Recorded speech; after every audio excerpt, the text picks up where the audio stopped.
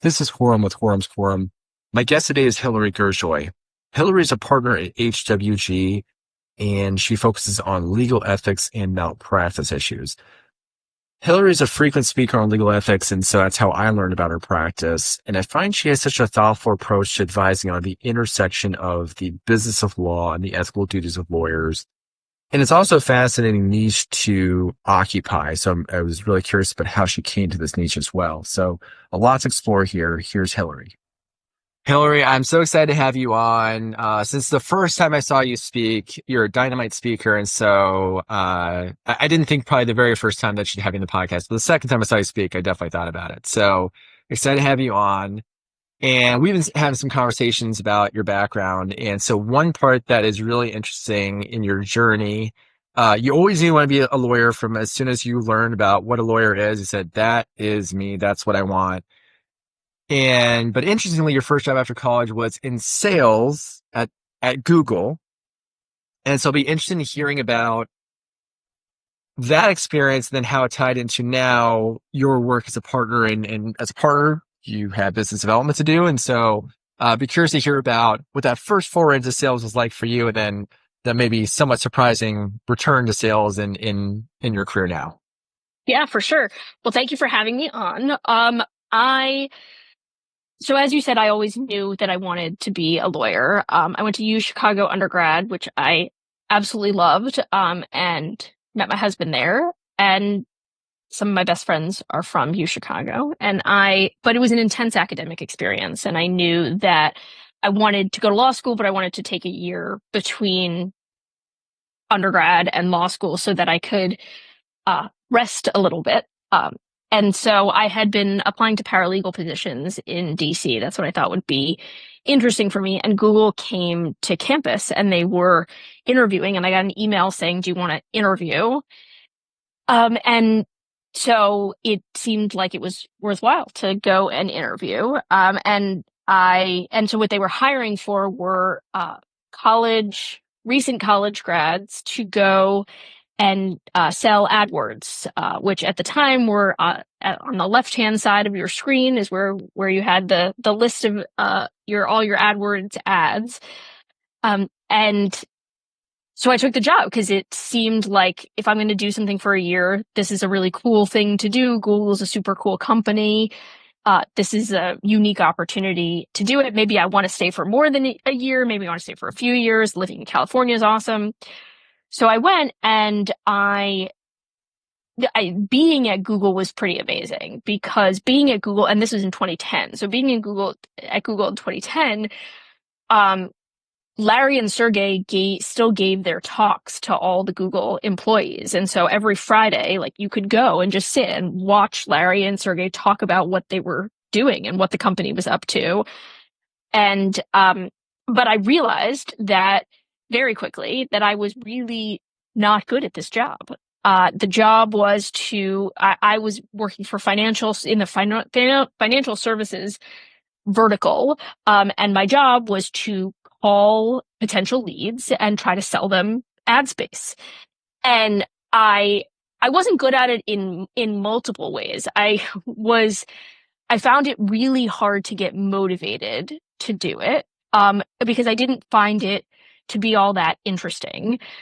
And I think that was sort of the biggest factor. But I also just felt really uncomfortable selling things, like selling something to somebody. It just didn't like sort of speak to any natural strength that I had. And I just didn't do a good job, and realized I like really, really dislike being in sales, which sort of goes to your point sort of initially, which is there is a sales element to business development. It feels very, very different to me though, because selling ad space, for example, or selling a product versus selling your expertise, I feel very confident in my expertise. I did not have that. And so it all feels very genuine, because I'm just talking about what I like to do and what I do and what I think is interesting and what I value that I truly believe I can add, which I think is like what the best salespeople do in other ways, right? Like they do it they don't just do it about selling, hire me to do something. So it doesn't feel that way. It's interesting that you phrased it that way and that you sort of said it that way because it makes sense. I mean, business development is sales in some way. I just never sort of thought about it like that.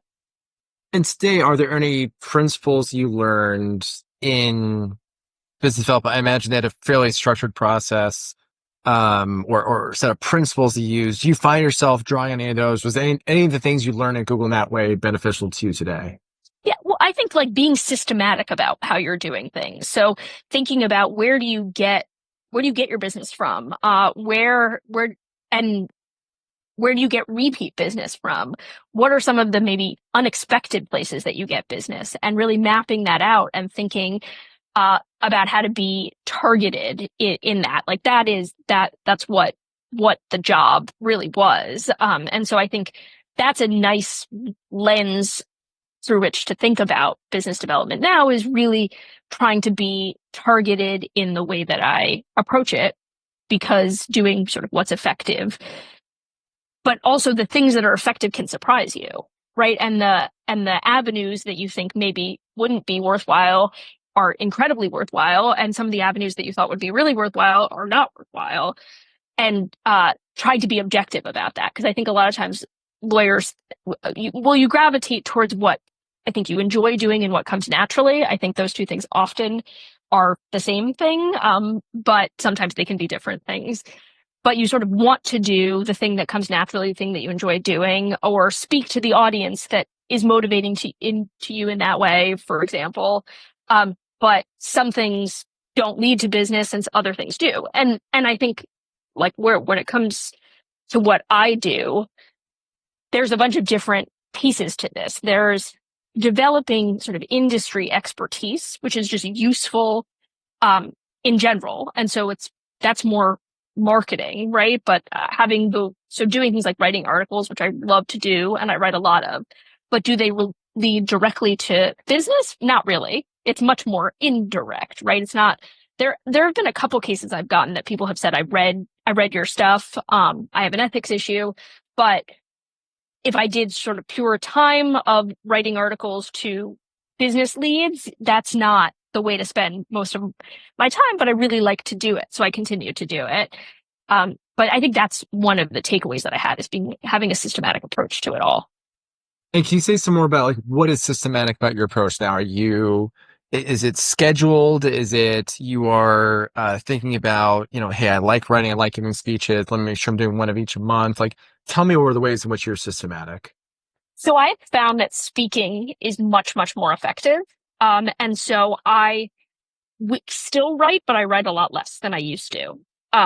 And I found that a lot of the one-on-one conversations can be very useful and good as a way to develop business and keep that going.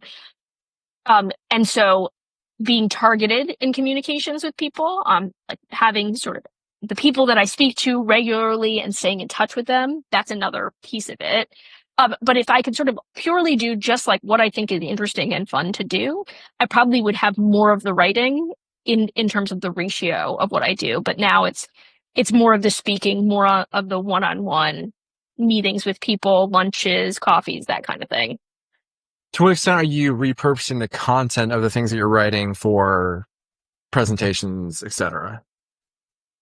Not really that much, which is, I think, a potential to do. I'm trying to do it more. What I have done with speaking is I've been where I'm asked to speak about things. I haven't done a lot of like pitching. Can I speak at this thing? And so then I speak to whatever that audience wants. So it runs the gamut from law firms around the country to companies, industry associations, like just all over the place, and like what they care about with respect to ethics and what they need to know. So a lot of times it's things like, what are my malpractice risks as a law firm? How can I avoid them? How do I use AI effectively in my practice? What's available? What are the potential ethics traps there? How do I navigate outside counsel guidelines? So a lot of it is sort of answering those questions, whereas the stuff that I write about is all current events. So something has happened in the news that implicates an ethics issue, and then I write about that because I think it's interesting. And so a lot of that stuff is sort of not great for then turning into a talk because the audience, it could be interesting for the audience, but when people want to listen to me talk, it's usually because they want something very practical, which is how do I do this thing consistent with the rules? What is my risk? How do I mitigate risk? Versus when I write, it's about sort of here's this thing that's happened in the news and why is it relevant? Why should we care about it? What does it mean for lawyers more broadly? And I think that's where, in watching you speak, that's where you really shine is in the being able to address questions off the cuff. And, there's any number of fact patterns that seem that are familiar. Sometimes there's some edge cases like, hey, I'm not really familiar with it, but here's how I think about it. And so I think you do definitely have a good instinct for a concise, thoughtful take on how to mitigate the practicalities of what someone might be dealing with. I've observed you in the context of talking about ethical issues for partners and law firms in lateral moves. And so, yeah, I think that is definitely a competitive advantage you have is be able to translate, here are the rules, and then here's the sources of ambiguity, and then what are some takeaways that you have? How did you hone that? I've always loved speaking. I've loved debate. I always loved debate. I was in starting in fifth grade, I was in the middle school debate club and I never stopped. I didn't do any sports in high school because I just did debate as a sport, which I think is a sport, but most people would beg to differ. Um, and then in college, I actually coached middle school debate in Chicago to kids who lived in on the South Side. And I think it's a powerful skill. I think being able to speak in front of a group of people it can be very useful and very powerful. And I enjoy doing it. And I think part of what I liked about debate is I liked the thinking on my feet piece of it. Like the most fun was the fact that you constantly had to adapt. It wasn't just sort of giving a speech. It was you have to anticipate what your opponent is going to say and respond to it in real time. And then that sort of within being a litigator, that happens in all kinds of contexts where you have to, in real time, be able to articulate a response. And I found that just was something that came more naturally to me. That wasn't as there are things that was in one of the categories that I felt came more naturally. And then when it comes, I think, to doing it in the context of my job and what I do, because what I do all day, every day is help lawyers, law firms, companies navigate the ethics rules and all things that go along with that. I have seen so many permutations of these problems.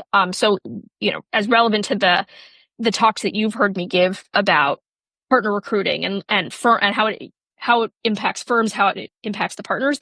I've seen this so many times that I've seen where things fall apart or how you can mitigate risk or how you should think about it. And I think I think that's just incredibly useful to responding to folks' questions about how to do it is like, I've seen it. And so this is what I think works and this is what I think doesn't work. I also think an important piece of this is what I'm doing with my clients is giving them a roadmap and giving them a series of options. So here is what the framework that you need to think about. And here are the potential risks. And here's the ways to mitigate the risk, but here's the way to also think about what that risk is and the risk that you're willing to take. So there's different that people's risk profile can be dramatically different. So I have clients who are willing to take much, much bigger risks and clients who are willing to take no risk at all, right? And so I think also being able to adapt to what your audience is interested in and giving them sort of the range of options so that they can make an informed decision about what they're going to do. Do you think that clients tend to know what the risk profile is? Do you think risk averse? I feel like risk averse people tend to know the risk averse. Do you think people who think they're risk seeking, it seems to me people who think they're risk seeking are often mistaken about that or can be mistaken about that more than risk averse people are mistaken about being risk averse?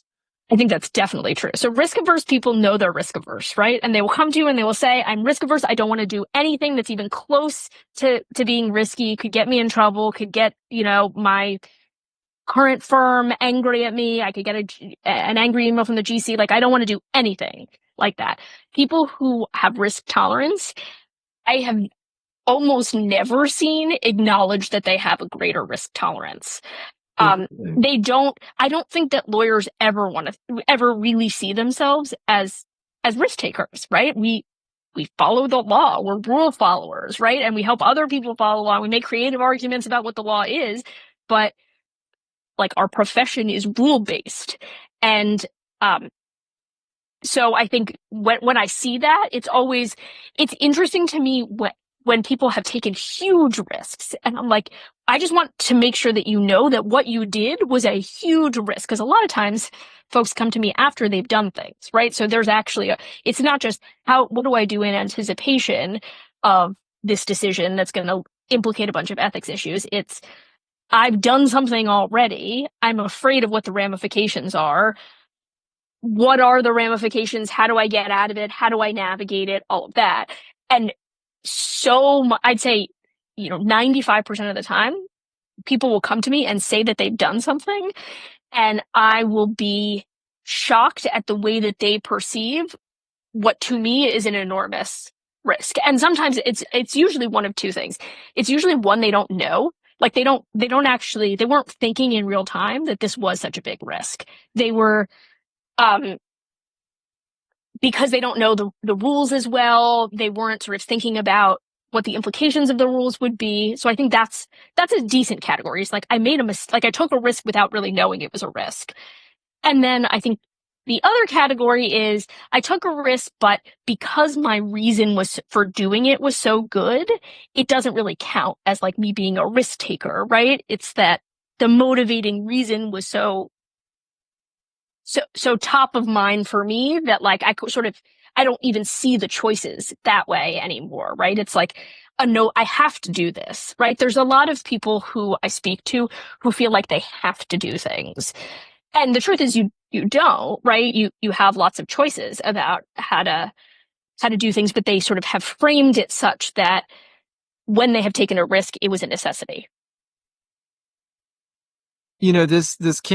This came up for me recently because I practice law, and so yes, you're trained in following rules, and so now I'm a business owner, and so in many ways there's context what you have to do where if you're a lot comfortable with using things like, hey, this I'm getting 8% of the returns for 20% of the effort in this way, and so yes, I could run down every single detail, every single comma, but it's just not a good spend on investment. So there's some things that I feel very comfortable making that switch where, that was the parts of the practice that chafed for me was that what felt like an excessive attention to detail that just didn't really move the needle. Right. So I feel very comfortable there.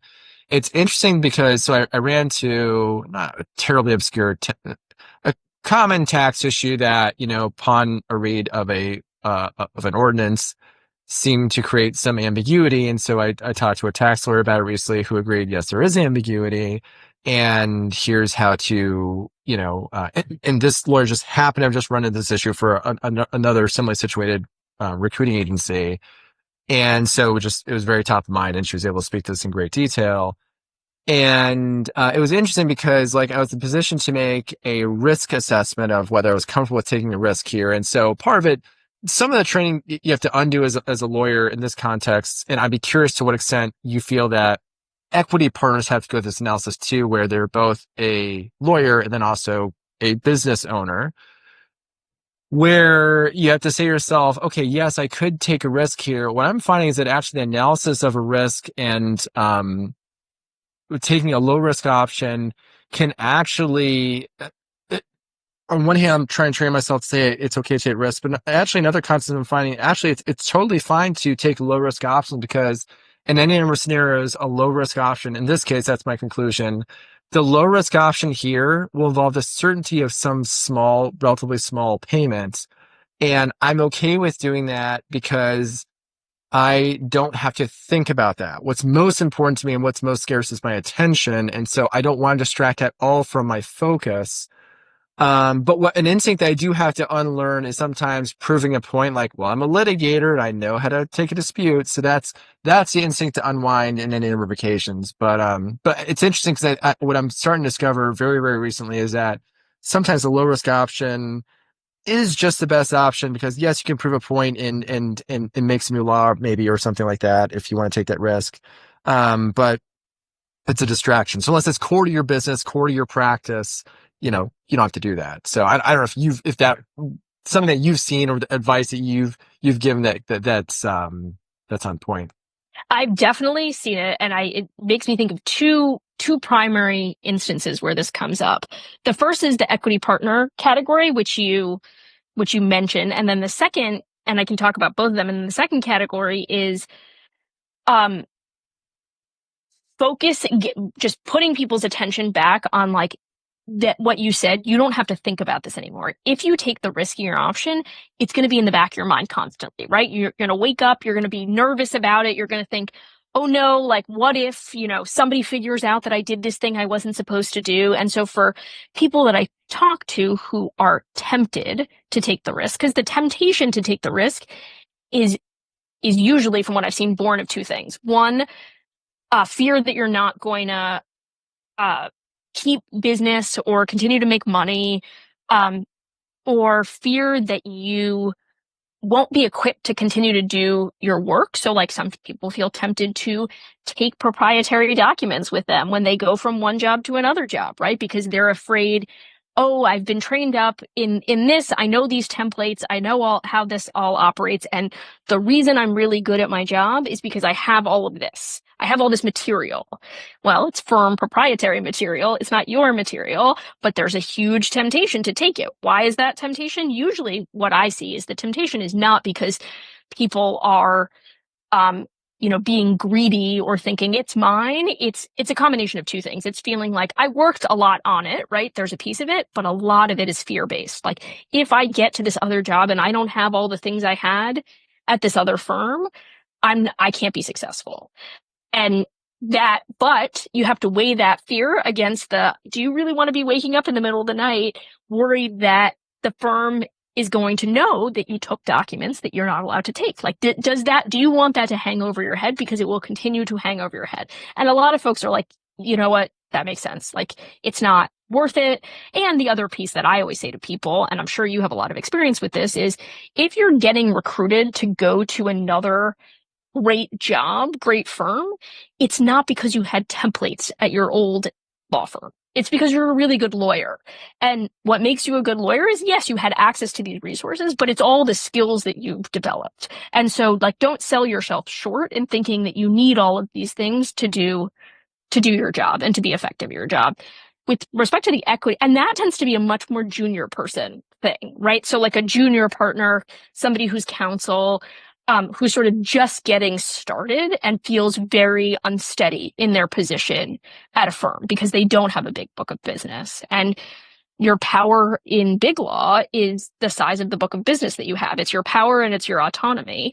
And if you don't have that, you're on shakier ground. And so you see that happen much, much more frequently in the context of folks who are more junior. In the equity partner camp, it's the risk taking that comes up is talking to clients before you've told the firm that you're going to leave, for example, right? Which is a breach of your fiduciary duty and you can't do it. And the reason that people do it is because they're afraid that the clients are not going to come with them. And that can come in a bunch of different ways. Like they're afraid, like maybe this client hates the law firm I'm potentially going to, and I have no way of knowing that they hate that law firm unless I test the waters and say, how do you feel about that law firm?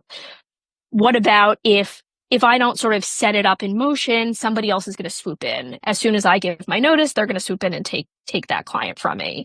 I need to give assurances to the new firm that I'm bringing this client. How can I possibly give them assurances, right? The target firms put a lot of pressure on candidates to make commitments about how much money they're going to bring in, honestly, from the jump. And so for a lot of people, they're like, well, how can I truthfully say I have X as my book of business if I haven't talked to these clients and these clients haven't actually told me that this is portable work, that they're coming with me, right? So I lie on my lateral partner questionnaire because I don't know. I'm sort of guessing, like, what am I supposed to do there?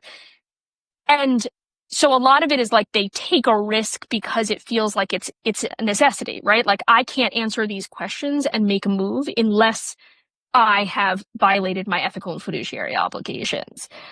What I have seen and what I tell people is that I think 90% of clients fall into one of two buckets. They are either they identify the lawyer as their lawyer, and that lawyer can go basically anywhere and they will come with a lawyer, or they have loyalty to the firm. And it doesn't and they work with the lawyer and they think the lawyer is great, but the loyalty is really to the firm. I think most clients fall into the first category, but I think 90% of all clients are like easily bucketed into one or the other. And so it's that 10% in the middle where maybe if you talk to them first, maybe the order in which you speak to them, maybe that matters. But 90% of your book is either like with you or not with you. And it has nothing to do with the timing of when you say it, right? And if somebody from your existing firm talks to the client first, it's not going to matter.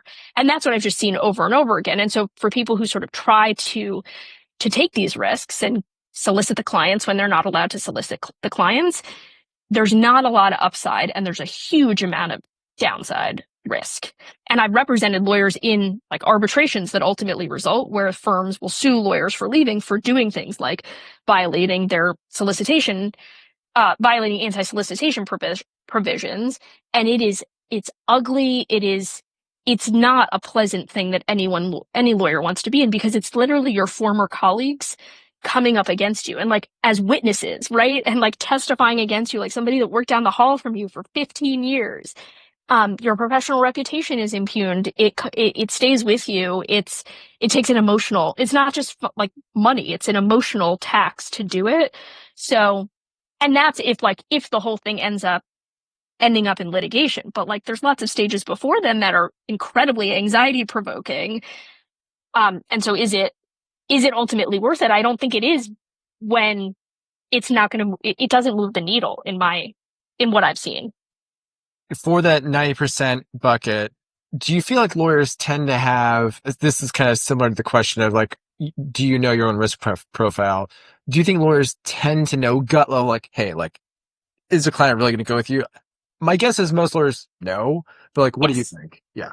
I think most lawyers know. I think most lawyers, when they talk to me, can say, like, I can tell you that 90% right now. And then there's this 10%, and I'm not really sure exactly what to do. And then the question is, how important is that 10%, right? Is it 10% of your total book of business, or is it 10% of your clients, but they're the most important Right. clients? And, but I think a lot of it is there's a wide range of personalities at play, but I speak to a lot of folks who are like, I don't want to say that this is going to happen with certainty and that my compensation is tied to an expectation I am going to do X, Y, and Z unless I feel really confident that I can do X, Y, and Z. And because I am a risk averse lawyer and because I have to, dot my I's and cross my T's about everything, I can't be sure unless the client tells me, right? And so I want to feel confident that I'm giving a truthful answer and that I'm not setting expectations in a way that is not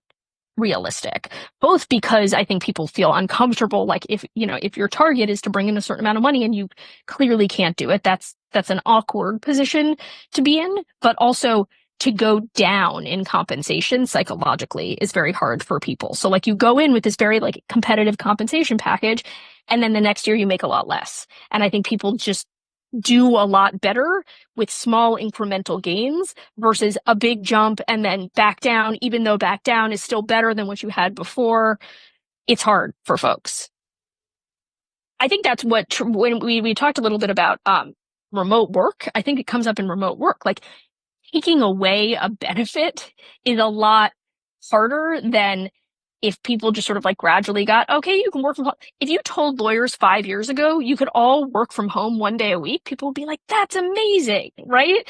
Like that was a huge appeal of working in the government, was that you could earn days to work at home. And we would talk about in private practice all the time that we were like, oh my God, government lawyers get to work, like earn a day to work from home. That's so amazing. But then people get used to what they have and they get used to what they have really, really quickly, like almost instantaneously is how fast it is. So then you cut compensation, you cut benefits, even if they're better off than they ever had been before, it hurts. And I think a lot of people want to avoid that. I feel like we're really, this is such an interesting delve into psychology, professional psychology, because like you just touched on this, like, this loss aversion kind of principle. And I was about to ask you about, I think two things you've already identified as emotions or emotional beliefs that are recurring are fear. So you identified fear as a big one for the lawyer who's going to try to take the firm templates or whatever that they worked on. Um, and then you also identified attention, it's something that I was talking about, something you were talking about is the importance of like, hey, like, do you really want this as a distraction? So I feel like we're starting to identify some of the fundamental underlying emotions or beliefs that really govern. There's so many different kinds of ways you can challenge ethical rules or run afoul of a contractual provision. Or do you think in terms of this kind of this ontology of emotions, like are there other fundamental emotions that you think of that recur in the same way that we've already identified a few of? Absolutely. And I think so much of my job is deals with people's emotions. Like it's a huge part of conversations that I have, a disproportionate, if I sort of think about other people's practice and their legal practice, I would imagine I have a really disproportionate number of conversations about how people feel about things. And I think that's honestly one way in which I have an advantage is I think I'm good at talking to people about how they feel. And I think I can understand how people feel. And can, what I have been told is that people feel comfortable talking to me about things that they don't necessarily feel comfortable talking to other people about. And getting to sort of the core of what's motivating you can be hugely helpful in thinking about the problem, right? Because the problem is framed by what you care about and what your drivers are. I think another big driver, so I think fear is a big one. I think, how you spend your time and energy. I think a sense of equity and justice is huge. And I think that is, so when people do things like, for example, solicit clients when they can't solicit clients, or um, when they know they're making a lateral move and they stop billing their existing work. Like they stop invoicing clients, they stop recording their billable time. That's a breach of your fiduciary duty, right? You're an employee for a law firm.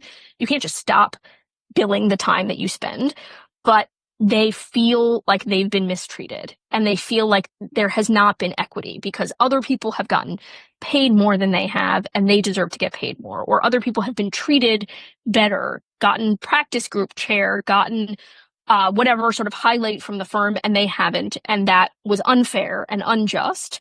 And therefore they want to get some sort of revenge to feel like there's more equal footing, right? Like I've been treated unfairly, therefore I can treat you unfairly. And I think that's a big motivator for just human beings in general, right? Like it's even if you don't care so much about the thing, the fact that you've been not treated equally irks people at a fundamental level. And you'd be surprised like how small those things can be. Like to an outsider, they can be like, really? Like you're so upset about that. But it's because like people have a visceral reaction to being treated to perceiving themselves to be treated unjustly. And part of like compensation structures, it becomes so hard in that context because most law firm compensation structures are pretty black box. And so you don't really know. And I think a big reason they are black box is because when they are more open systems, it lets everyone say like, wait, but my hours were this, my receivables were this, how is she getting more than I am? And when it's black box, you sort of take that piece away. But then what you introduce is sort of the sense of suspicion among everyone. Like this is what I talk to lawyers about this all the time is always feeling just a little unsure and a little bit like you got the raw end of the deal. Basically, every lawyer I talk to, like thinks that something like that might be at play.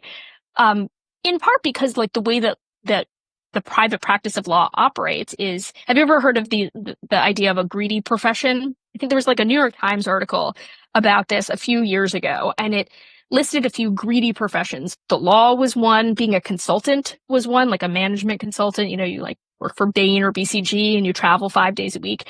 Professions where there's people who you get people who have specialized skills. It usually takes a lot of expensive education to get them to a position where they can participate in a greedy profession. Um, it is it is really well compensated, but it takes from you. It demands from you. The profession is greedy in what it demands of the people who work for it. So you get to have this fancy job where you're doing really intellectually stimulating work and you're making a ton of money, but in return, you're going to give us a huge portion of your life. And I'll have And to add to what you're saying is, yeah, in contrast to, let's say you were a real estate agent and you sold 1,000 homes in a year, there's much more ambiguity about the nature of your work product. absolutely.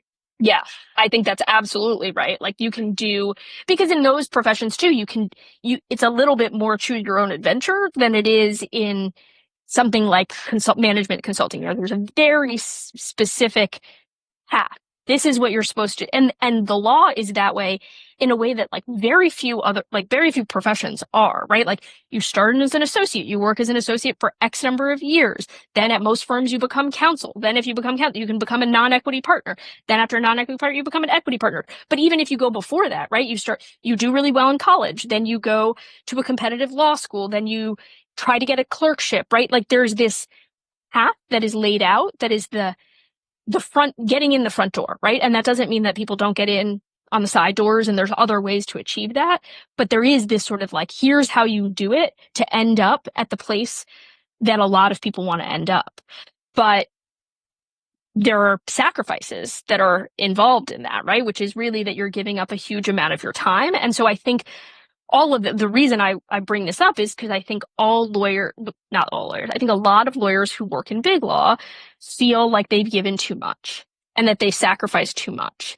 And because of that, money becomes such a huge piece of the puzzle for them. It's an outsized piece of the puzzle because they feel like they've given the firm more than they should have. And I think that's part of the nature of big laws. That's the way it operates. And I mean, it's not for no reason at all, right? You have clients that are incredibly demanding, right? And the market is super competitive, right? Everybody's competing for a finite amount of work at a really high level, right? And so availability becomes incredibly important because if you are not available in that way, the client can find another law firm that is, right? And so why is it taking from you in that way? A lot of it is just the practical nature of who the clients are. This is client services, right? Client services are demanding. I think that's a piece of it. And then I think the other piece of it is, mandatory billables, right? You have to bill X amount. That's where I think where people get more frustrated, and have sort of more bad reactions versus I think folks know like clients can be demanding, right? And if I have to be available on my vacation, I have to be available on my vacation, but it's where it feels arbitrary. So like the senior partner is insisting that I be available, but nothing's actually happening right now. That's when people start to be motivated to do things that maybe they otherwise wouldn't do. There's a lot of interesting things you just talked about, and there's a few jumping off points. One jumping off point is when you're so you mentioned that you have really resonated with the emotional core of this and um, helping people express and communicate that identify those emotional underpinnings, and then using that to guide action. So one question I have is, was that part of the role apparent to you earlier on, or were you drawn to the work for some other reason? It was not apparent to me before I started doing the work. I had just done general litigation, right? And I did sort of probably half appellate stuff, half district court work, and then some white collar stuff, but mostly in the commercial space. And then I came to the firm I'm at now and I started working with Tom Mason, who had founded our practice group. And his pitch was just, you like litigation, this is litigation for lawyers. And I did not appreciate initially how much it involved sort of thinking about the human being and not just the lawyer behind all of it. And it also became much more apparent to me the more senior I got, because now I have my own clients, right? And so when you're working with somebody else's clients, there's always there's a level in between, right? I'm drafting the memos, I'm drafting the briefs. I am sometimes getting relayed what the client cares about and what the client wants, but I'm not the one having those phone calls as a junior person. But now they're my clients, right? And so I'm talking to them. And so I sort of see it in a very different way. So it was not something that was obvious to me at the beginning, but it is definitely something that makes me love doing what I do, because I find it very motivating and satisfying to try to help people figure out, like, what's the right thing for you to do? What's going to make you feel like you came to the right answer?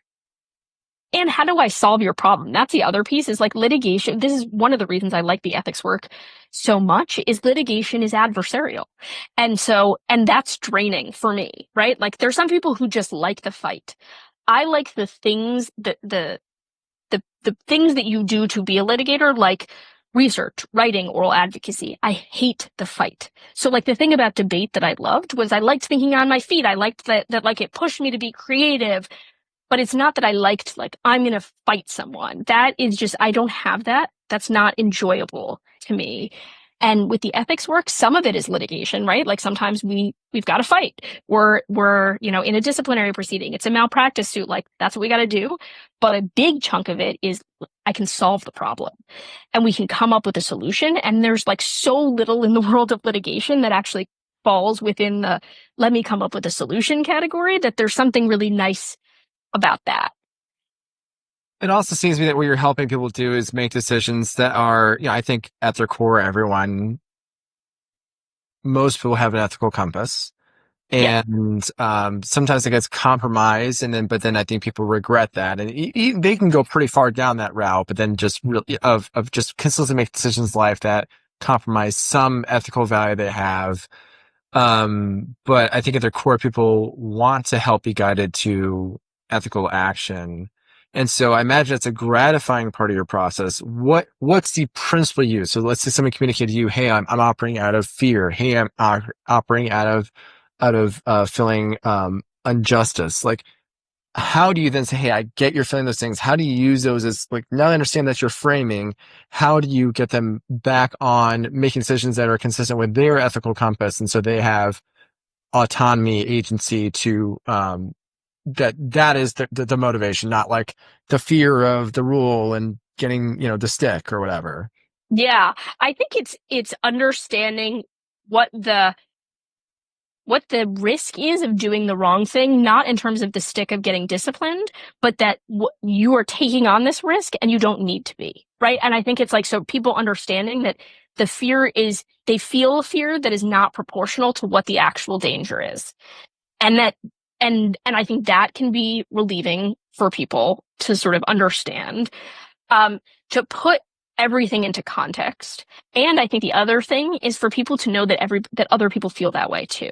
Because I talk to lawyers all day and I talk to lawyers who are similarly situated to one another. And that means, like, I've talked to lawyers of all, like, solo practitioners to working in Am Law 5 firms to government lawyers, public interest lawyers, like, but I've talked to enough of them that I can say to people, like, I know you feel this way. This is not unusual, right? A lot of other people in your position feel this way. And I think that is hugely satisfying to people, because that's just like human nature, right? When you feel like you're not alone. I had an interesting call with a client the other day where, because I've just seen how this works and I see how the market operates, he's at his current firm thinking about moving, thinking about all the things that are associated with that. And what I said, like, he explained his compensation to me. And I said, like, your ratio of hours versus what you take home, your origination, your hours, what you take home, is a better deal than I've ever seen anybody get. And that like just fundamentally changed the way he thought about his current job, and nothing else changed, right? Nothing else. He worked for this with the same people, same clients, same type of work, same hours, all of that. But knowing that it was a good deal in comparison to others was satisfying to him and made him feel a lot better. And I think the other piece of that is knowing that like other people feel that they've been treated unjustly in this circumstance, or that I honestly think that nobody ever feels like it's completely fair how compensation happens, for example. That is also, I think, very helpful for folks. You spend a lot of time thinking about ethical rules, and I imagine a lot of that. What percentage of the ethical rules you're thinking about are like the rules of professional conduct? So that's it. That's what I'm thinking is the rules of professional conduct. So that's the ethical restrictions. Like it's rare. That's the lens through which I'm seeing things. So like when I get hired, it's because lawyers have questions about what they can do. They've been accused of doing something under the ethics rules that is improper.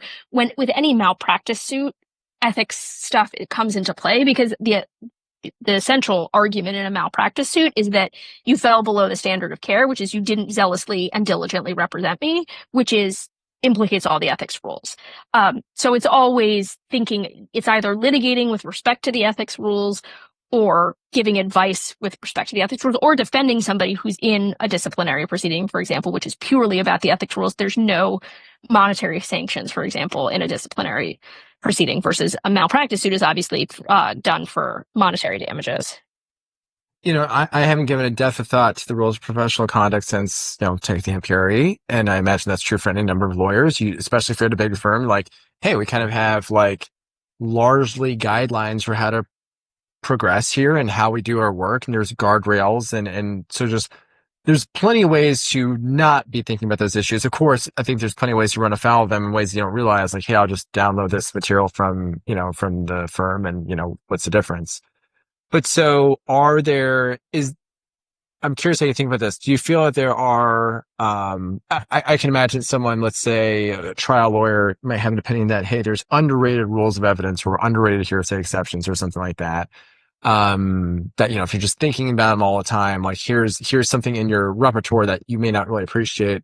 Do you feel there are underrated or underappreciated rules of professional conduct that affect lawyers more than they realize? Yeah, I think there's different ways to think about that question. One is like, where do people run into trouble? And if it was top of mind, they wouldn't run into trouble.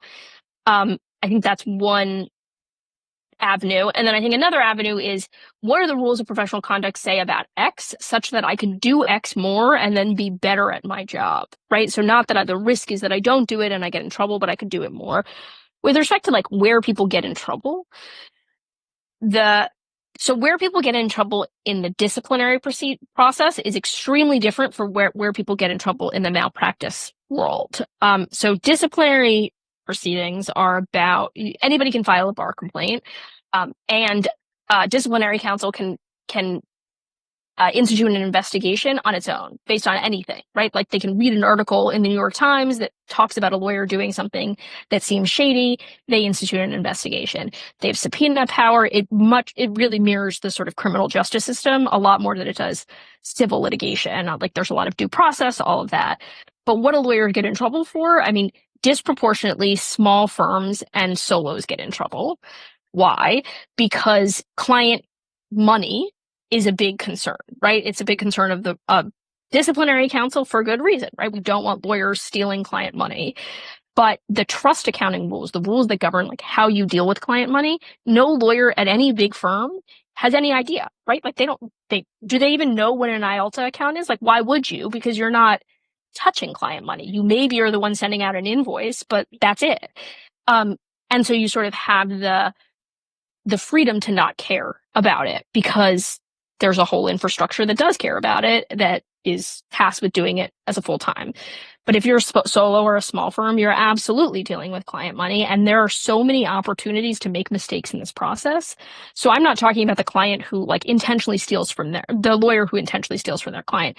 I basically never see that is the truth. It's the lawyer who made a mistake in the process either. So in DC, for example, the rule, it's 1.15, is incredibly draconian. If you commingle any client money with your money, with the operating account money, even if the client doesn't lose a dollar, it's a presumptive 6-month suspension. And that's huge, right? Like, what does a presumptive 6-month suspension do? So you truly made a good faith mistake, right? You used the wrong checkbook, and we are presuming six-month suspension. So that's one aspect. Like, when I talk to small firms and solos about what to do, I always say, like, make sure that that is as perfect as possibly can be, because that's something that you're going to run into trouble with. In terms of where lawyers, I find, don't appreciate what the rules say, client confidentiality. So Rule 1.6 is what governs client confidentiality, and it is much, much broader than attorney-client privilege. So lawyers all know attorney-client privilege. They all think about attorney-client privilege, and they think about work product privilege, right? But client confidentiality is any information that's learned in the course of the representation that a client doesn't want you telling people. And it could be, and it doesn't have to be learned from the client, right? It's in the course of the representation. It could be public information. It could be the fact that you even represent the client. So, like, if somebody could go on Pacer and see that you represent a client, if the client doesn't want the world knowing, that's client confidence. And so a lot of sort of ethical issues that happen is because lawyers have revealed information without appreciating that confidentiality is much broader than attorney-client privileged information. With respect to, like, sort of tools in one's toolkit that can be used more, because that was your question about sort of, like, evidence, I think. So 1.4 is your communication obligation. You basically have an obligation to keep clients reasonably informed about matters. The key one that everyone always thinks about is, like, if there's a plea offer, you got to tell the client there's a plea offer, right? Or, like, if you're in some kind of negotiation and there's a counteroffer, you got to tell the client, right? You can't just say no without talking to the client. But I think so many problems could be avoided for lawyers if they embrace that obligation more consistent with what it actually says, which is keeping clients reasonably informed. When clients get angry, a lot of times they get angry because they don't know what's happening, and they don't know what's happening in real time. And so simply just, like, giving them a little bit of information as things go on can actually avoid a whole host of problems down the road. So, like, a 2-sentence email can avoid a lot of issues. And if that's sort of regularly part of your practice of keeping clients updated and informed, the other thing is when you make a mistake, and that's the hardest. And that's the hardest, I think, particularly for lawyers in big law with all of the credentials and all the fancy things. Every person makes mistakes. We are all fallible. We make mistakes every day. But when the stakes are really high, because there's a lot of money on the line, because you are making a lot of money, because getting to that position took a lot of money, right? You had to spend a lot of money to get educated to get there. Making a mistake and the human desire to make it go away is very, very powerful. To not tell other people that you've made a mistake, to figure out if you can fix it before anybody finds out. That piece, and, like, creating a work atmosphere where people feel comfortable to say they've made a mistake, another area where you can avoid a ton of problems, because if you make a mistake and it's critical to the matter in some way, even if you fix it, you still have to tell the client about it. And some clients are unforgiving, but a lot of clients can understand that people make mistakes. But I think that's a really hard one, and I've seen it be harder. Sort of the fancier you are, and the more you have all the fancy things, the harder it is for folks to say, "I made a mistake." Are there any instances with bad any of these rules with respect to any of them where you feel that people are unnecessarily taking obligations that don't actually exist, where people are making it harder for themselves? Oh, well, so that's the opposite of the 1.4 issue is some lawyers feel like they have to tell their clients they have to be responsive all the time. That's a way in which I think the practice of law becomes super greedy, and it will be as greedy as lawyers let it be, because there are clients out there that do not respect the time of their lawyers, right? They think, I'm paying you a lot of money, and therefore you are perpetually available to me at any given time. nothing actually requires you to do that, right? And so nothing requires you to be being responsive to a client does not mean being available all the time. And I think setting boundaries a lot of the time is respected. And I think lawyers have more freedom to set more boundaries with their clients than they often think they do, which again, I think is a lot of the fear motivator because they're afraid, well, if I'm not responsive all the time, there's somebody, there's another law firm down the street, they'll be responsive at all hours. But if you're good at what you do, like having confidence in that and saying like, I'm not, I see that you emailed me on a Saturday. I'm going to email you back on Monday morning, unless it's truly urgent. And the category of things in the law that are truly urgent is very small. And like recognizing that it's actually very small. I think it's much easier said than done in general, but it's also much easier for those who have the direct client relationship. Where it becomes really hard is if you don't have the direct client relationship and you're working for other lawyers, then like what your boss says is what your boss is really the client that you're thinking about is the person that you work for at the firm. And if they have unrealistic expectations and demands, setting boundaries can be really hard. But you see the next generation is doing that a lot more. But I wonder but I hear all the time from senior lawyers that they're frustrated with that generation because for them, like you had to be available all the time. That was just the nature of working in big law. Like that's what you signed up for. How come they don't get it? And how come they don't want to do that? And I think they just have their different values and there's different priorities that are placed on things. But that is one area in which I feel like lawyers feel like they have to be responsive to a degree that nothing requires them to be, and that they probably could set more guardrails and be happier as a result. Yeah, I love that. What rule of professional conduct would you change? Oh, the trust accounting rules for sure. So I'm the vice chair of the DC Rules Committee. So that's the committee that proposes changes to the rules of professional conduct that then go to the DC Court of Appeals. And that was a proposal, and there's been a lot of pushback on it. But I think it's incredibly important because I think you do not want to have penalties. The penalty has to fit what the crime is and the severity of the crime, right?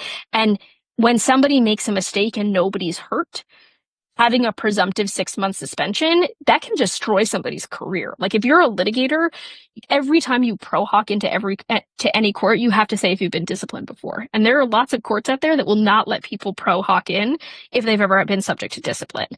It is public. It's public record. Like at the Washington Lawyer magazine, and every jurisdiction has their magazine. It has a list of everybody who's gotten disciplined. It's out there, right? It has huge career ramifications. And if it was really a mistake that was not because you were being reckless, but was just because you were a human being who made a mistake and nobody was hurt, I do not think it is appropriate that we have a presumptive 6-month suspension. What's rule number two? Rule number two that you changed?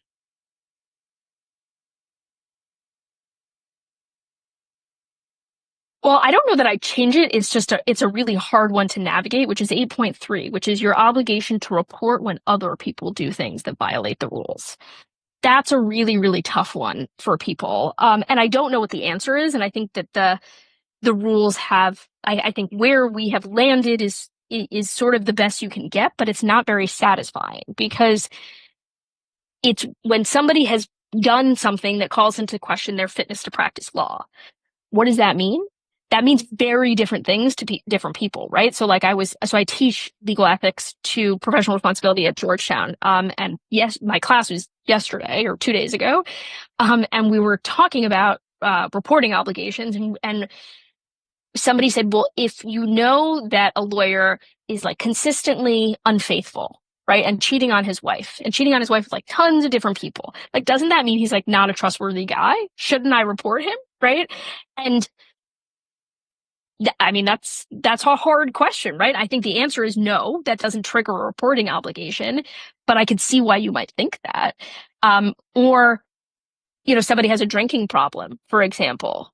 Do I report somebody who has a drinking problem? What are the ramifications of reporting somebody who has a drinking problem?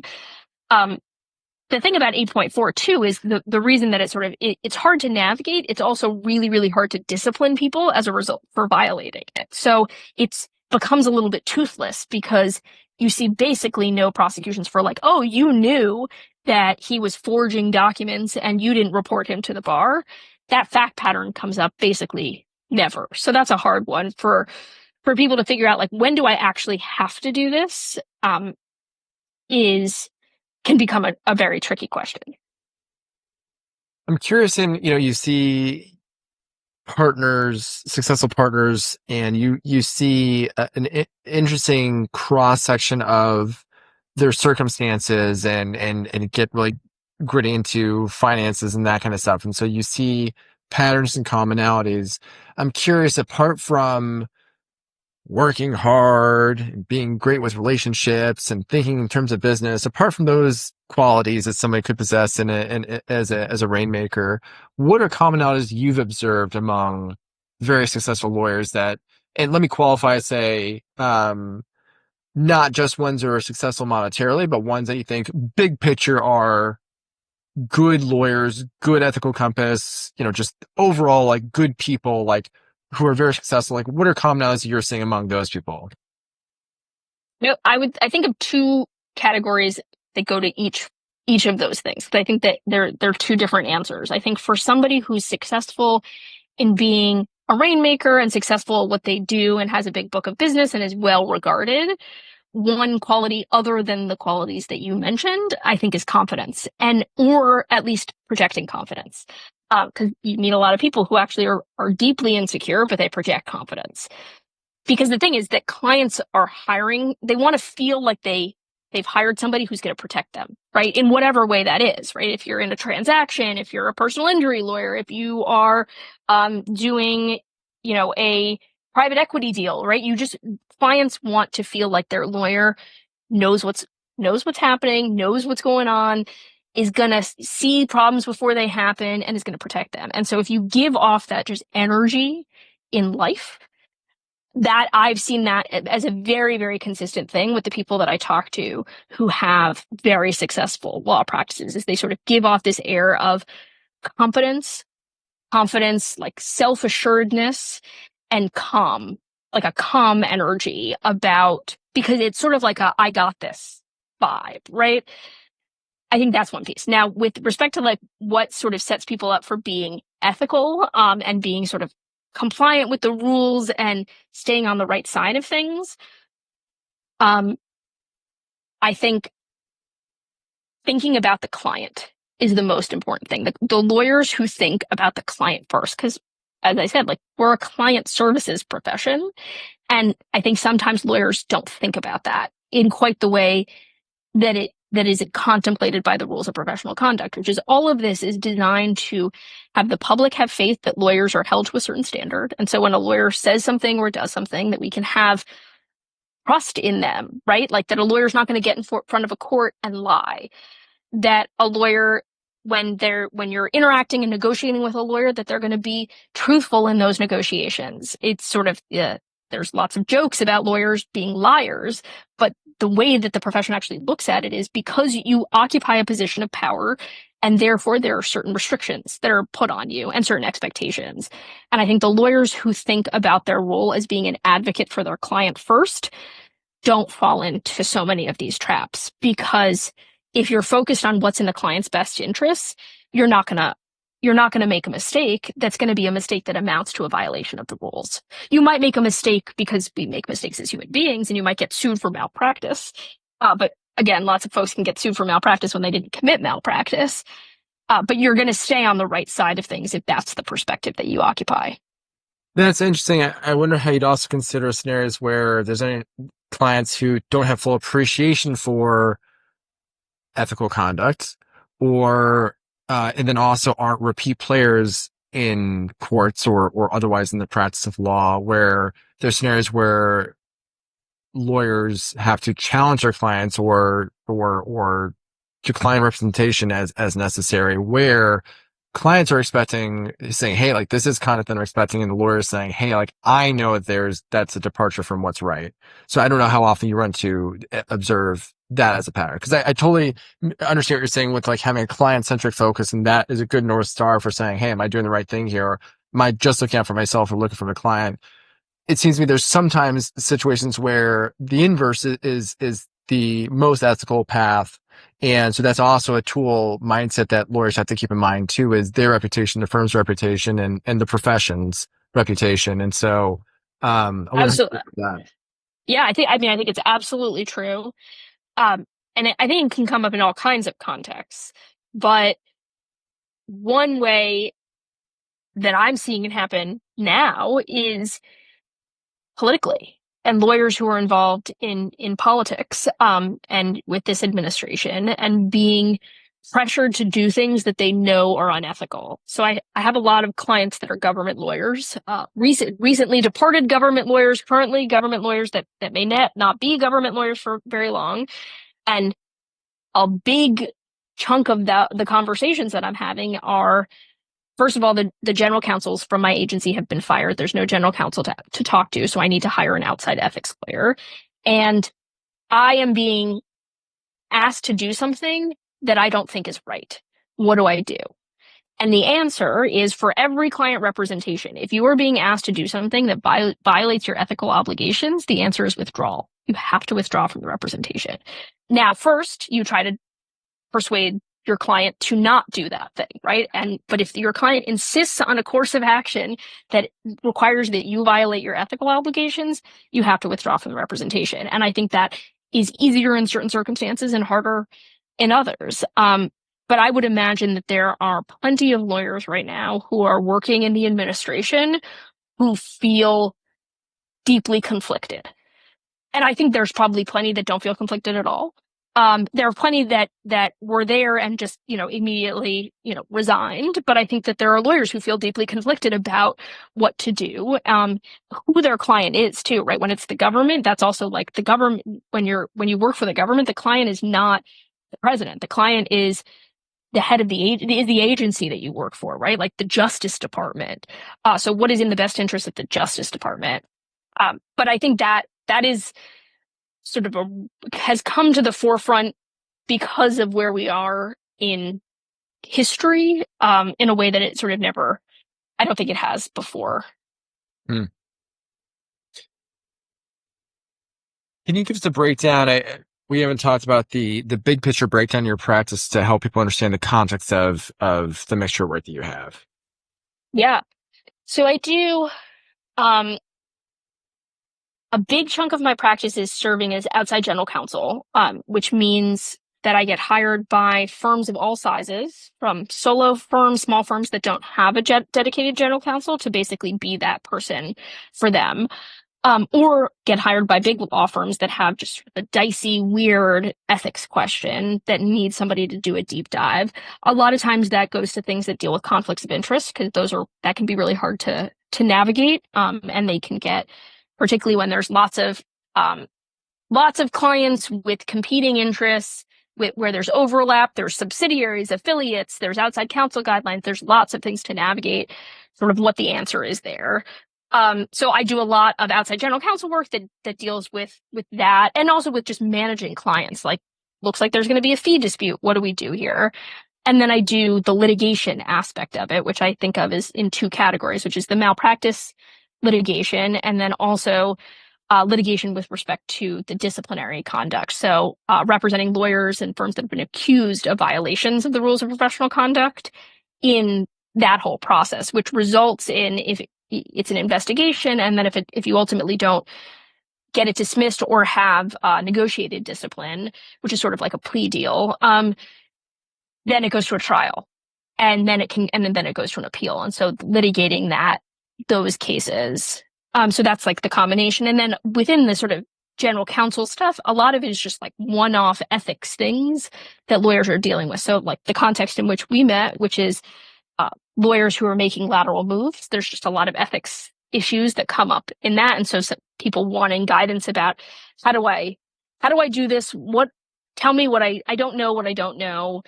I took professional responsibility 30 years ago, or even I didn't ever take professional responsibility because 30 years ago we even do that.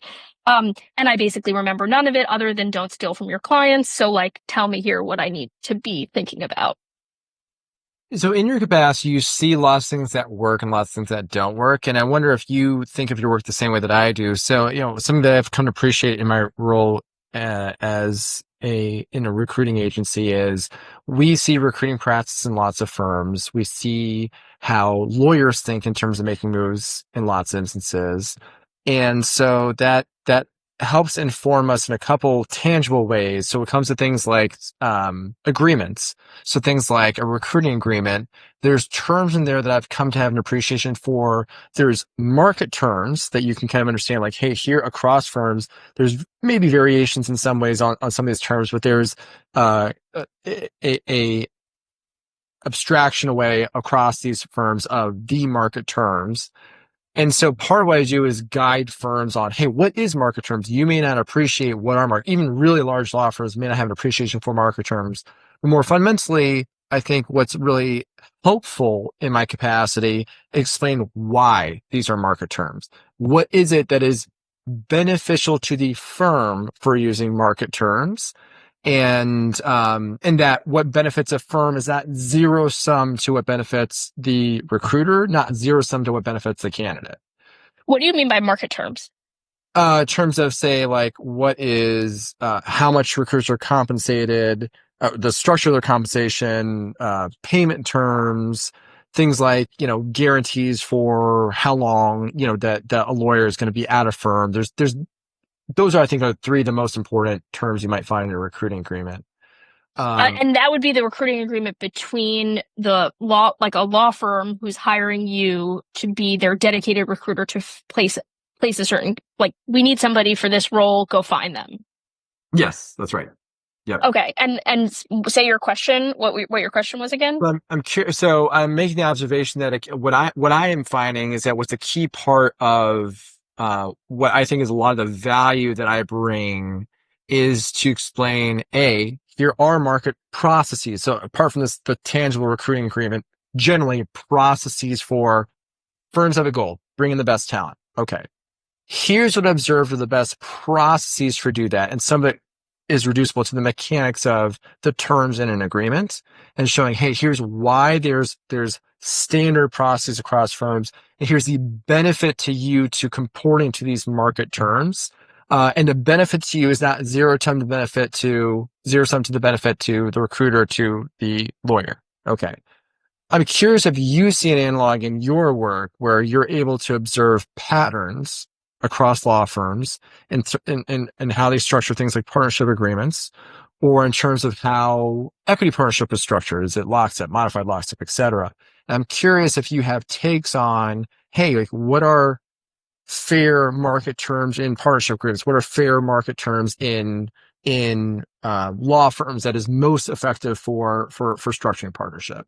Yeah, well, so I think it's a great question, and I think it runs the gamut. I think the what has changed dramatically in just the last like 5 to 8 years is the new class of non-equity partners. Because what it was for so long is that partnership was partnership, as in you owned part of the law firm. Um, and so that came with a lot of huge benefits, which is like when the firm is doing really well, we all do really well. There's like general buy-in to the success of the firm. And I think, makes people feel like they're part of a collective and that they have pride in the institution, right? And that like a win for somebody else is a win for them too. It's not a zero-sum game. We all sort of share in the upside. And then I think now that almost every firm, right? I don't think there's that many Am Law 100 firms left that don't have a non-equity tier. I think that has really changed the way that people who join the partnership sort of feel.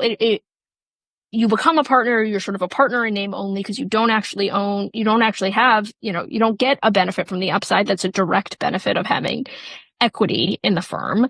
And in a lot of ways, it feels to folks kind of like a trap because you are now the only path to becoming an equity partner is to generate a book. But to be sort of viewed as in good standing at the firm, you have to continue to bill at a certain level that makes it really, really hard to generate a book unless you want to like never sleep, right? Like doing business development takes a lot of time. And it's not as though like you just get this whole chunk of time that everyone's like, okay, you're fine, you're doing business development, right? You're at a hugely profitable company, right? If we think about law firms as companies, you're at a hugely profitable company that expects that everybody's contributing.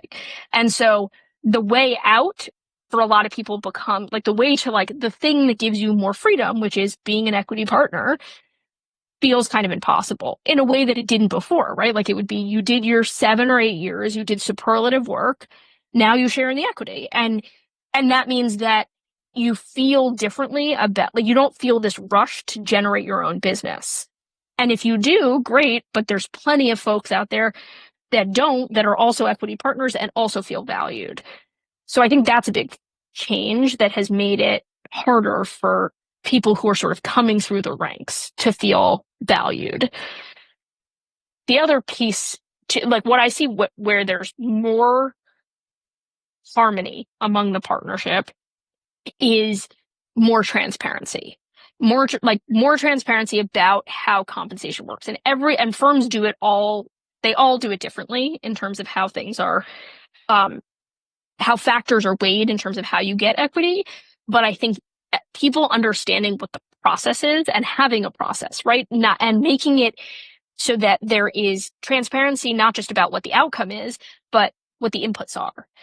Because then people feel like they can change their priorities, right? And so I think one way in which people feel unfairly treated is it's a black box compensation structure. The firm says that they care a lot about time that you spend devoted to the firm, devoted to mentoring associates, serving on committees, but nobody ever feels like that's tied into their compensation. But they feel like they're supposed to do it and it's valuable, but it's not tied into their compensation. And I think the Jimmy down the hall, I know he doesn't do any of it, and I know he makes more money than me. So like knowing what the inputs are and the firm articulating what those inputs are and then having transparency around it, I think that's a big driver.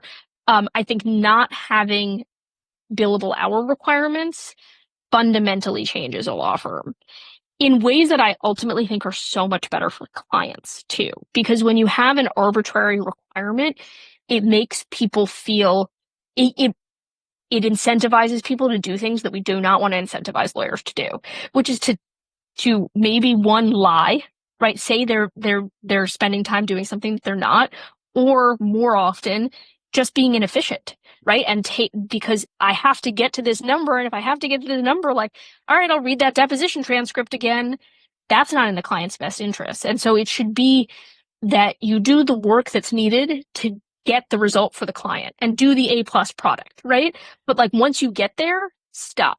And when you have the billable requirements, it makes people feel like that's not possible because you're always sort of afraid for like what next week looks like. Well, maybe everything drops off next week, so I've got to like keep it up, right? Or in any given moment, like I've been slow for this week. What does that mean for the future? And like creates a sense of panic and urgency that makes people feel terrible, one, and ultimately I don't think is good for lawyers generally. So I think firms I've seen where there really is no requirement, but your compensation is tied to your contribution to the firm in a way that's articulated to you.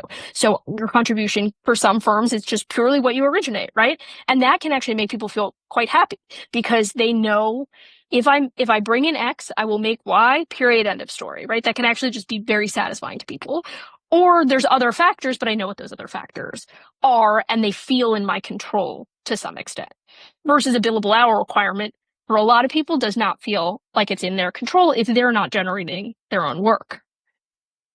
And then in terms of the structure of equity partnership, in terms of things like lockstep or all the variations there are, do you have any point of view on one format that is more conducive to success holistically of the law firm? I think lockstep works really well when everyone feels like they're sort of bought in, right? Like when lockstep doesn't work is when you feel like you're working harder than everybody else, right? And you're sort of you're not making a differential salary to compensate you for that fact. But when it is lockstep and everyone is a hard worker and you feel like your peers and those like in lockstep with you are pulling their weight, I think it works incredibly well, because what it does is it basically gives people more runway to actually develop their practice in a way that's like more long-term successful for them, right? So like, this is what the compensation is going to be for these years. And then you can decide how you want to spend your time, in terms of how you want to develop business, what expertise you want, what relationships with particular clients are going to be really important for you to take the lead on, that kind of thing.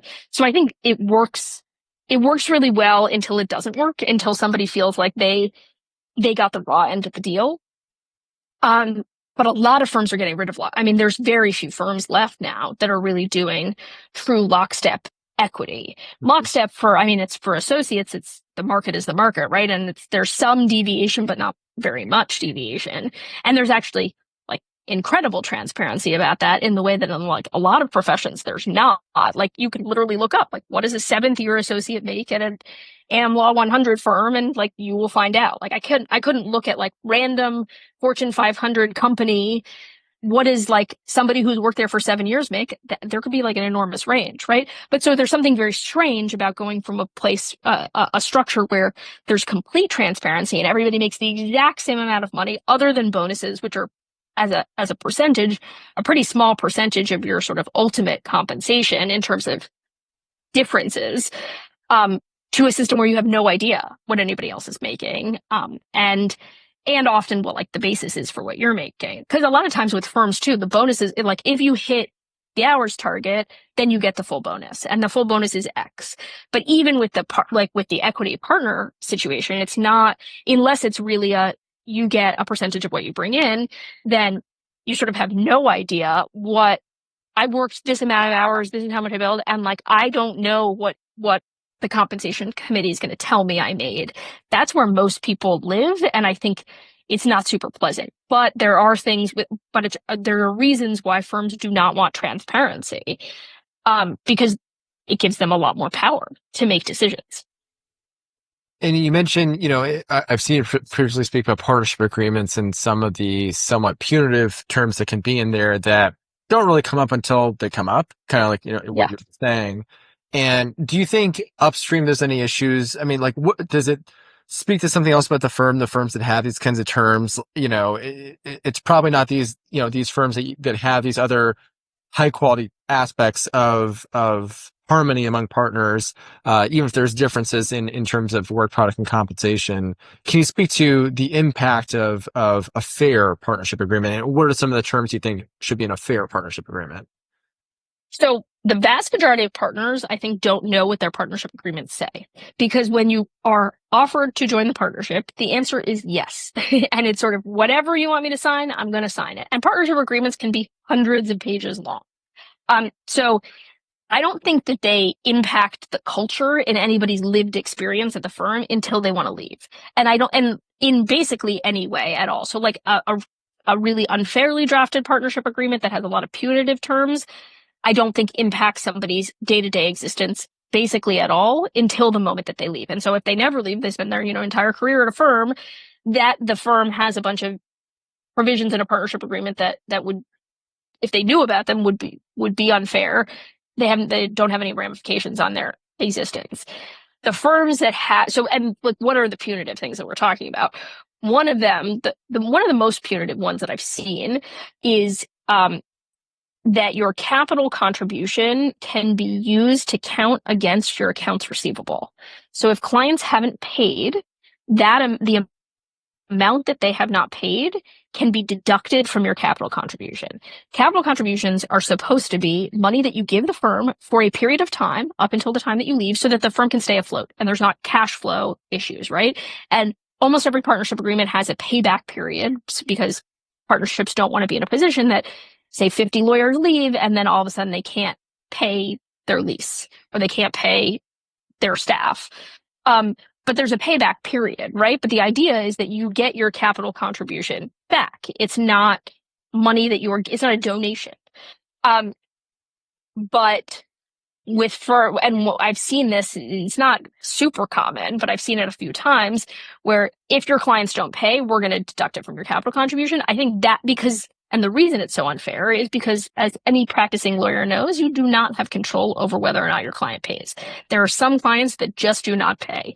And what's your recourse? Your recourse is to sue them, to try to collect fees. What's the consequence of that? You will get sued for malpractice. Basically, every time so many of the malpractice cases I see are because you tried to collect on unpaid fees. Because what is a client? A client who's not going to pay you in the first instance, that's obviously not a client who's being fully, Fair. honest about things. Fair, right? Like, you performed a service, you need to get paid. And if somebody thinks, oh, they performed a service, but I'm not going to pay them, they might also be disproportionately the type of person that says, well, I'm going to then sue you so that you go away. And so all of that is to say that we have very little control as lawyers over whether or not our clients pay us, and very little power over what to do if they don't. So that's a harsh measure. But I think the answer to your question is that in most circumstances, I don't think it really impacts people's day-to-day existence if there are provisions in their partnership agreement that are pretty unfair. And it's important. It's tough, right, for lawyers because we want, in some ways, we have a lot of power in society that potentially could be unchecked, and we're able to decipher these confusing scripts in ways that um, people aren't typically. And I think there's just lots of things that we um, even most really things that you learn as a one on your first semester are just so fundamentally change your perspective in a way that's hard to undo. Like, it's hard to uncook the egg. And so it's hard to appreciate the public's lack of understanding for, I was just having a conversation with another lawyer about, he litigates contract disputes and talking about, hey, juries don't really understand how contracts work. They don't understand that you can have unenforceable terms. They don't understand that contracts, there can be terms that are illegal. They're against the law. And so these are things you learn within weeks of being in law school that you just don't forget, because they're just so fundamental and change your perspective, but just the public has no clue. And going from 0 to 1. It's just completely different worldview. And so, I understand the importance of accountability for lawyers. And it strikes me that there's any number of scenarios where lawyers are not accountable to each other for poor behavior or poor performance. And so that, like you were talking before about the rule, is underused for maybe in some ways for holding lawyers accountable. But in this instance you're describing, there's some collateral consequences to the ease of initiating a malpractice claim. And so do you feel like there's something excessively easy about that because it has these other negative consequences of not being able to collect? I think independent of that, whether or not there's malpractice suit, there's other consequences suing a client, because then any number of the clients say, what are you going to sue me now? And so I think there's other reasons why there's a question about whether to do that. But I'm curious whether you think malpractice claims are too easily pled, or if the standard is the threshold for misconduct is too easily met. I definitely don't think it's too easy than that. It is very hard to win a malpractice suit. So what is the standard for allowing people to sue one another? Like that, I mean, that there's a lot of discussion right now about Rule 11. I think the standard for initiating a lawsuit is appropriate, right? You have to have a good faith basis that you know that the facts or law support you, or for an argument that the law should change.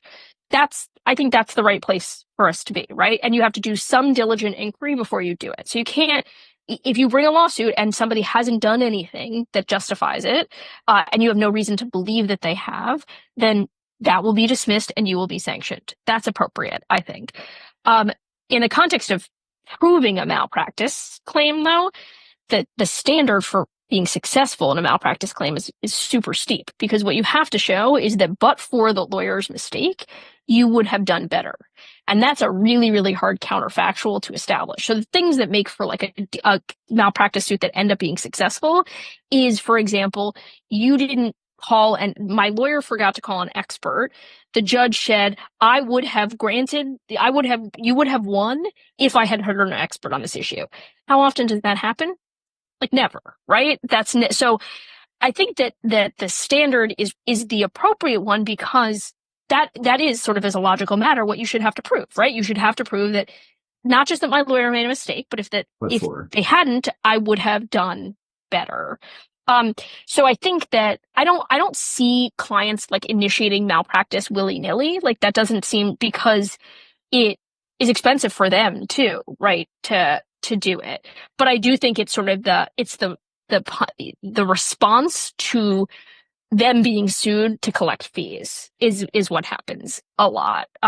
Because once you've been sued, then like your threshold for counter suing in some way is very different. I think that's a different you have a very different calculus at that point. Yeah. Well, I know that we're right up on time here, and there's just so much more about your backstory that we didn't even touch. So we might have to do a round two here, but I think you've, as always, had lots of food for thought for lawyers, and yeah, it's just super interesting to hear about your practice because, as you say, I think the having ethics practice, you're talking about the emotional core. Like, I think about things in a job that probably other uh, lawyers or litigators don't. And so, yeah, I think you're right about that. So a lot more to mine in that, hopefully in another conversation. Yeah, great. Well, thank you so much for having me on. This was great. Thanks, Larry.